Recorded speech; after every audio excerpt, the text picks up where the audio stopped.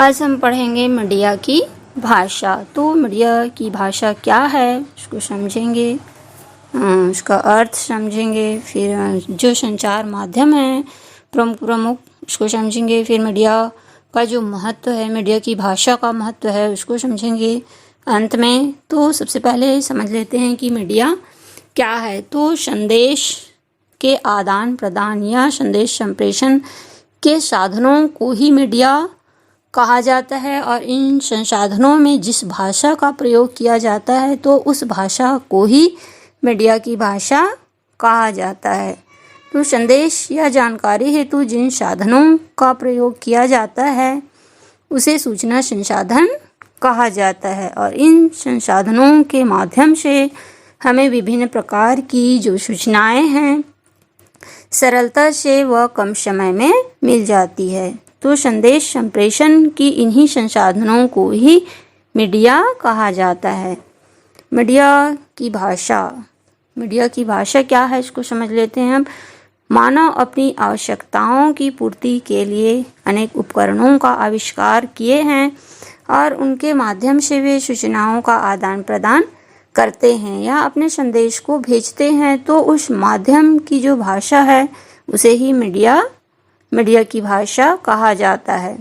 Media की जो भाषा है उसके तीन रूप है, या संदेश भेजने की जो संसाधन है उसको हम तीन प्रकार से भेज सकते हैं, या तो फिर कहा जाए कि जो सूचना एजेंसियां हैं या सूचना संचार के माध्यम हैं उसको हम तीन रूपों में विभाजित कर सकते हैं। तो सबसे पहला है शब्द संचार। तो इसमें हम शब्द संचार में अपने जो संदेश या जानकारी है उसको लिखित रूप में देते हैं या लिखित रूप में रहता है। तो शब्द संचार से तात्पर्य है कि शब्दों के द्वारा हम अपने जो संदेश है उसको लिखकर व्यक्त करते हैं। जैसे समाचार पत्र है तो उसमें जो संदेश होते हैं लिखा हुआ रहता है। पत्र पत्रिकाएं हैं तो विभिन्न प्रकार के जो पत्र पत्रिकाएं प्रकाशित होती है तो लिखित रूप में ही होती है। तो पुस्तकें भी है। तो इस प्रकार से जो शब्दों के माध्यम से जो संदेश हमको प्राप्त होते हैं तो उन्हें ही हम शब्द संचार कहते हैं। जिन संचार माध्यम से हमको जो लिखा हुआ या प्रिंट हुआ या शब्दों के माध्यम से हमको जो भी सूचनाएं मिलती है तो इसे ही हम शब्द संचार कहते हैं। दूसरा है श्रव्य संचार। अब श्रव्य संचार माध्यम जो है तो श्रव्य से तात्पर्य है सुनना।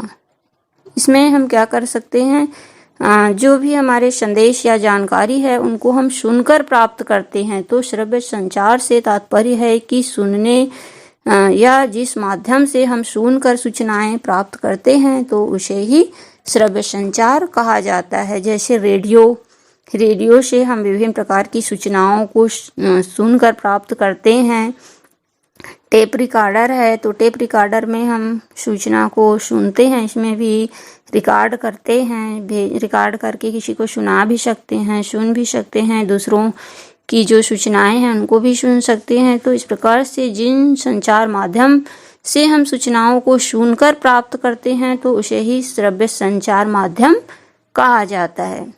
तीसरा है हमारा दृश्य संचार माध्यम। तो दृश्य मतलब होता है देखना या देखकर, किसी दृश्य को देखकर जब हम सूचना प्राप्त करते हैं तो उसे ही दृश्य संचार कहा जाता है। इसकी सहायता से हम सूचनाओं को देखते हैं। जैसे कि दूरदर्शन है तो दूरदर्शन से हम क्या करते हैं, सूचनाओं को देखते हैं और देखकर अपनी जो सूचना है उसको प्राप्त करते हैं। वीडियो है तो वीडियो को भी हम देखते हैं। कंप्यूटर है, फिल्में हैं, जैसे नाटक है। तो जो दृश्य वाले जितने भी माध्यम हैं तो दृश्य वाले माध्यम या संचार से जब हम सूचनाओं को प्राप्त करते हैं तो उन्हें ही दृश्य संचार कहा जाता है। इसमें सीधे सीधे हम देखकर सूचना को प्राप्त करते हैं। दृश्य संचार में दृश्य ही सबसे महत्वपूर्ण होता है। जो सूचना पटल पर हमको दिखता है तो वहाँ से हम सूचनाओं को ग्रहण कर सकते हैं। तो इस प्रकार से सूचना संचार के तीन माध्यम हैं जिसकी सहायता से हम सूचनाओं को देख सकते हैं, सुन सकते हैं और लिखित रूप में पढ़ भी सकते हैं। तो मीडिया की भाषा है तो उसका महत्व अब मीडिया की जो भाषा है उसका महत्व समझ लेते हैं। जनसंचार की जो विभिन्न उपकरण हैं उनके आविष्कार से हमारे देश की अर्थव्यवस्था काफ़ी प्रभावित हुआ है। तो सूचना प्रौद्योगिकी के क्षेत्र में कंप्यूटर एवं सॉफ्टवेयर उद्योग का अधिक वर्चस्व बढ़ा है। तो इस क्षेत्र में भारत ने अधिक उन्नति भी की है। आज भारत का हर नागरिक सूचना प्रौद्योगिकी की सेवा का लाभ उठा रहे हैं। तो आज देश के कोने कोने में जो समाचार पत्र पत्रिकाएं हैं, टेलीविज़न है, रेडियो है, प्रदर्शनी है, इलेक्ट्रॉनिक उपकरण हैं, कंप्यूटर है, इंटरनेट नेटवर्क की जो उपलब्ध सुविधाएं हैं, तो इससे लोग लाभान्वित हो रहे हैं। इन सब सुविधाओं से लोगों को लाभ मिल रहा है संदेश भेजने और प्राप्त करने में। तो सूचना प्रौद्योगिकी में तीव्र विकास के कारण आज इसका अपना अलग मंत्रालय भी बन गया है। तो सूचना प्रौद्योगिकी का मंत्रालय भी बना हुआ है, जो कि 2000 ईस्वी में भारत सरकार ने सूचना अधिनियम भी बना दिया है। तो जो हमारे भारत सरकार है तो सूचना का अधिनियम भी 2000 ईस्वी में बन चुका है। तो यह अधिनियम इलेक्ट्रॉनिक लेन देन को मान्यता प्रदान करता है। जो सूचना अधिनियम बनाया गया है तो वह क्या करता है, इलेक्ट्रॉनिक जो सामान है, हमारे इलेक्ट्रॉनिक जितने भी प्रोडक्ट है, तो उसको कानूनी मान्यता प्रदान किया जाता है इसके द्वारा। और इलेक्ट्रॉनिक अनुबंधों को मान्यता व कंप्यूटर के माध्यम से जो अपराध होते हैं तो उसका निराकरण भी इसमें किया जाता है। सूचना प्रौद्योगिकी की उन्नति हेतु राष्ट्रीय सूचना विज्ञान केंद्र की स्थापना भी किया गया है। तो जो हमारे सूचना प्रौद्योगिकी है उनकी उन्नति हो, विकास हो, तो इसके लिए राष्ट्रीय सूचना विज्ञान केंद्र की स्थापना की गई है, जो केंद्र सरकार के विभागों, राज्य सरकार के विभागों, जिला प्रशासकों के द्वारा गठित नए जिलों को कंप्यूटर सहयोग प्रदान करते हैं।